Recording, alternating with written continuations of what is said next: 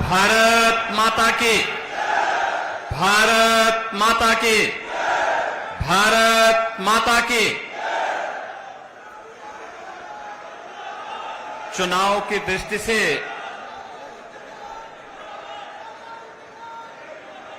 चौधरी साहब की इस पावन कर्म भूमि पर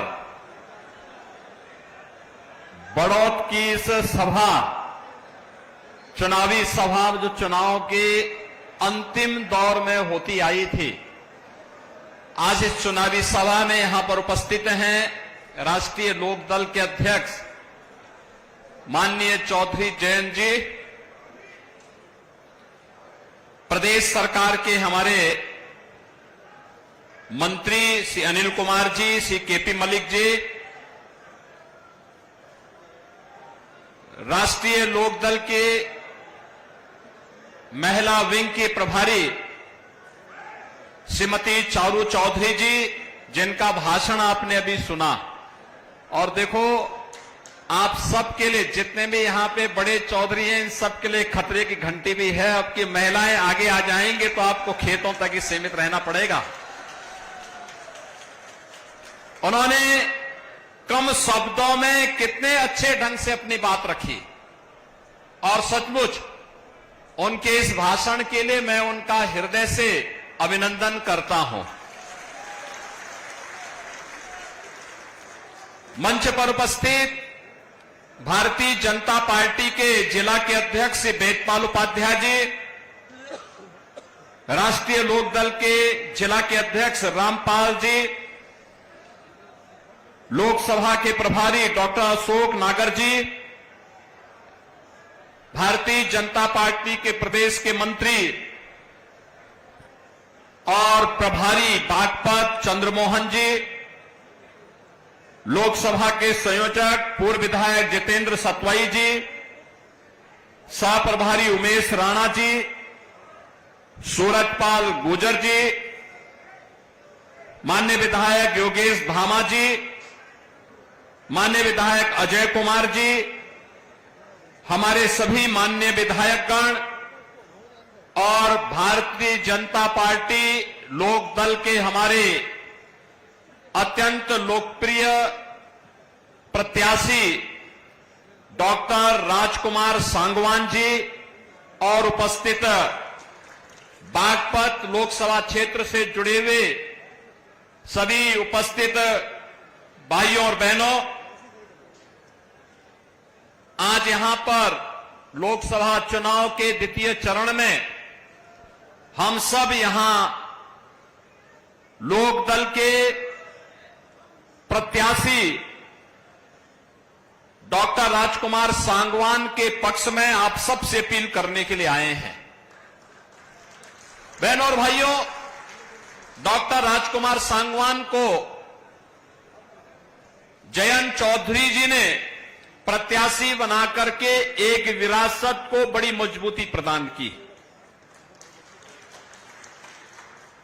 किसानों के मसीहा चौधरी चरण सिंह जी ने जिन मूल्यों और जिन आदर्शों के लिए राजनीति की थी, उन मूल्यों और आदर्शों के लिए पूरे समर्पित भाव के साथ पिछले 6 दशक से लगातार आपकी सेवा में तन से, मन से, मनसा वाचा कर्मणा लग करके उन्होंने जो कार्य किया था, जो उनका समर्पण था, आज उस समर्पण के कारण जयंत चौधरी जी ने उन्हें एनडीए के प्रत्याशी बना करके एक सामान्य कार्यकर्ता का सम्मान किया है, एक सामान्य किसान का सम्मान किया है।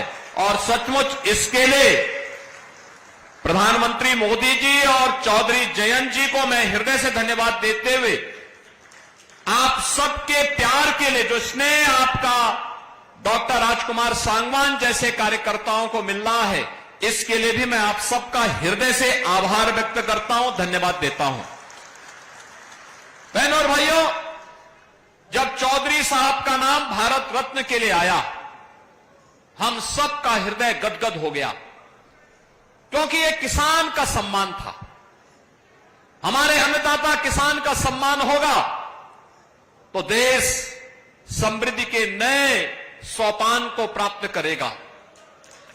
और चौधरी साहब पहले राजनेता थे देश के जिन्होंने कहा था भारत की समृद्धि का मार्ग गांव के खेत और खलिहान से होकर के जाता है, और अन्नदाता किसान की आवाज देश की संसद में और प्रदेशों की विधानसभाओं में गूंजी थी।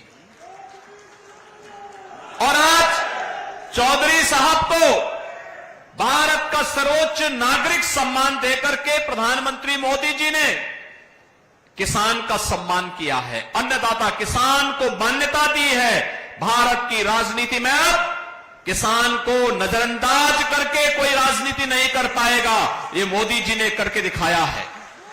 और बहनों और भाइयों, इसीलिए चौधरी साहब की इस कर्म भूमि को मैं कोटि कोटि नमन करता हूं। बहनों और भाइयों, हम लोगों ने तो राजनीति में यही सीखा है कि अन्नदाता किसान को सम्मान मिलना चाहिए, अपने पूर्वजों के बताए हुए मार्ग का अनुसरण करके हमें कार्य करना चाहिए। और आज तो वैसे भी हनुमत जयंती है, हनुमत जयंती के अवसर पर खासतौर पर बागपत वासियों को तो और भी मैं बधाई देता हूं। आप तो हनुमान जी के साक्षात आदर्शों का पालन करते हैं, जो कार्य करना है सीधे धड़ल्ले से कर लो, कोई इधर उधर की लौंग लपेट नहीं। और मुझे लगता है ये जो बागपत की पहचान है, किसी के प्रति राग द्वेष नहीं, मजबूती के साथ मूल्यों और आदर्शों के लिए सम विषम परिस्थितियों में लड़ना, कार्य करना, अपने नेता के साथ मजबूती के साथ खड़ा होकर के लड़ना, कार्य करना। बहनों और भाइयों, ये बहुत मजबूत स्थिति है, अच्छी बात है। मैं आज इसीलिए आपके पास आया हूं, चुनाव चल रहे हैं, कोई संदेह नहीं कि डॉक्टर राजकुमार सांगवान यहां से अब विजयी न हो, एकदम विजयी होने जा रहे हैं, कोई संदेह नहीं। आपका जो स्नेह मिला है, चौधरी साहब की आवाज, चौधरी चरण सिंह जी की, चौधरी अजीत सिंह जी की आवाज, भारतीय जनता पार्टी और राष्ट्रीय लोकदल की आवाज, अब बागपत के माध्यम, बागपत की इस आवाज को डॉक्टर राजकुमार सांगवान देश की संसद में रखेंगे।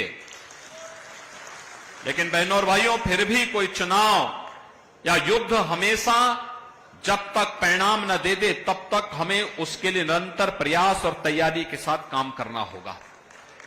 और आज मैं इसीलिए आपसे कहने के लिए आया हूं, एक तरफ भारतीय जनता पार्टी राष्ट्रीय लोकदल का गठबंधन है, दूसरी तरफ कांग्रेस, समाजवादी पार्टी और अलग अलग धड़ों में बटे हुए दल हैं जो अपने राज्यों में तो एक दूसरे के खिलाफ लड़ रहे हैं, लेकिन राष्ट्रीय स्तर पर मोदी जी को रोकने के लिए वे इंडी गठबंधन बना करके उनके द्वारा कहीं न कहीं बैरियर बनाने का प्रयास हो रहा है। आप देखो उनकी सोच ही क्या। जब कांग्रेस के घोषणा पत्र को आप देखते हैं, दो बातें उन घोषणा पत्र में नजर आती हैं। एक, कांग्रेस कहती है कि हम व्यक्तिगत कानून को लागू करके शरिया कानून को लागू करवा देंगे। इसका मतलब बाबा साहब भीमराव अंबेडकर के द्वारा बनाए गए संविधान के लिए ये लोग खतरा पैदा करना चाहते हैं, यानी देश के संविधान को एक खतरे में डालना चाहते हैं, तालिबानी शासन लागू करना चाहते हैं। क्या हम तालिबानी शासन को स्वीकार करेंगे? क्या ये देश तालिबानी शासन को स्वीकार करेगा? और दूसरी तरफ क्या कहते हैं, कांग्रेस का घोषणा पत्र कहता है हम एक झटके में गरीबी मिटा देंगे। और गरीबी कैसे मिटाएंगे? यानी आपकी संपत्ति को हड़प करके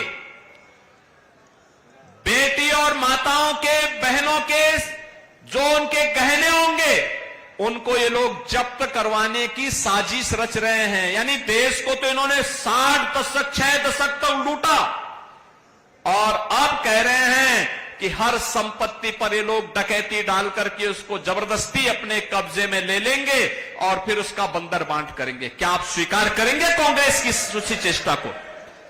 बहनों और भाइयों, सही मायने में अगर आपने देखा है जो नारा दादी ने दिया वही आज तोती की तरह पोता भी वही रट रगाई बैठा हुआ है।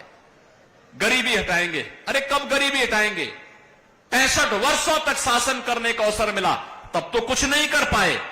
और आज जब सत्ता से बेदखल भारत की जनता जनार्दन ने कर दिया है, अब उनको फिर गरीबी हटाने की बात नजर आ रही है। बहनों और भाइयों, मैं इसीलिए कहने के लिए आया हूं, गरीबी सही मायने में किसी ने हटाई है और उसको हटाने का कार्य किया है। ये केवल आंकड़े नहीं, हकीकत है कि 25 करोड़ लोग गरीबी रेखा से उभरे हैं, शानदार जीवन जीने का काम कर रहे हैं। और आज इसी का परिणाम है 80 करोड़ लोगों को राशन की सुविधा का लाभ 4 वर्ष से लगातार प्राप्त हो रहा है। बहनों और भाइयों, 60 करोड़ गरीबों को देश के अंदर 5 लाख रुपए की आयुष्मान भारत में स्वास्थ्य बीमा का कवर मिल रहा है। और उत्तर प्रदेश में तो हमने व्यवस्था बनाई कि हमारा कोई विधायक, कोई पदाधिकारी या पीड़ित भी अगर बीमार है और मुझे एक पत्र भेज देता है तो मैं सीधे जनधन अकाउंट में उसका पैसा भेज देता हूं, कहता हूं भाई उपचार कराओ, चिंता पैसे की मत करना, परिवार के ऊपर बोझा मत आने देना, उसकी जिम्मेदारी हम लोग लेंगे। आखिर हम सत्ता में बैठ के क्या कर रहे हैं? यही हमारा काम है, हर पीड़ित के साथ खड़ा होना। ये लोग क्या चाहते हैं? कांग्रेस के लोग ये आपकी संपत्ति को हड़पना चाहते हैं। और ये तो समाजवादी पार्टी और कांग्रेस का पुराना इतिहास है, ये तो यही इनका इतिहास है। वे अपने लिए जीते हैं। आप देखिए, यही उदाहरण है जब राष्ट्रीय लोकदल को अवसर मिला, उन्होंने राजकुमार सांगवान को बागपत जैसी प्रतिष्ठित सीट पर, जो चौधरी साहब की कर्मभूमि, वहां पर उन्होंने अपना प्रत्याशी बनाया। और समाजवादी पार्टी को अवसर मिला तो समाजवादी पार्टी ने क्या किया? अपने ही परिवार के सभी लोगों को टिकट दे दिया, किसी बाहरी व्यक्ति को नहीं दिया, सारे टिकट अपने परिवार के लोगों को। बहनों और भाइयों, मैं इसीलिए कहने के लिए आया हूं आपसे, 50 करोड़ गरीबों के जनधन अकाउंट खुल गए, 12 करोड़ किसानों को प्रधानमंत्री किसान सम्मान निधि का लाभ मिल रहा है, 12 करोड़ गरीबों के घर में शौचालय बन गए, 10 करोड़ गरीबों के घर में उज्ज्वला योजना के रसोई गैस के सिलेंडर पहुंच गए, 4 करोड़ गरीबों के मकान बन गए और अगले 5 वर्ष में 3 करोड़ अन्य गरीबों के मकान बनने हैं। इसके लिए अभी से घोषणा हो गई है। बहनों और भाइयों, हर घर नल की योजना हो या फिर हर व्यक्ति को सुरक्षा की गारंटी। याद करिए, पहले देश के अंदर जहां कहीं भी विस्फोट हो जाता था, आतंकी विस्फोट होता था, निर्दोष लोग मारे जाते थे, सुरक्षा बलों के जवान शहीद होते थे। और अब तो जोर से पटाखा भी फट जाए ना तो पाकिस्तान सफाई देता, कहता नहीं नहीं मैंने नहीं किया है, क्योंकि उसे मालूम है कि अगर उसने कुछ किया तो फिर उसको लेने के देने पड़ जाएंगे, जान बचानी मुश्किल हो जाएगी अब, क्योंकि अब एक मजबूर नहीं मजबूत सरकार है मोदी जी के नेतृत्व में। और इसलिए बहनों और भाइयों, हम सब आपसे अपील करने के लिए आए हैं।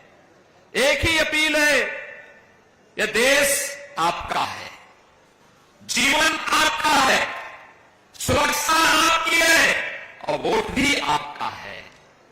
वोट गलत जगह जाएगा, आतंकवाद का पुराना दौर लेके आ जाएगा। वोट गलत जगह जाएगा तो माफिया राज और आतंकवाद फिर से लेके आ जाएगा। वोट गलत जगह जाएगा, किसानों और गरीबों के हकों पर फिर डकैती पड़ेगी। वोट गलत जगह जाएगा तो बेटी और व्यापारी फिर असुरक्षित होगा।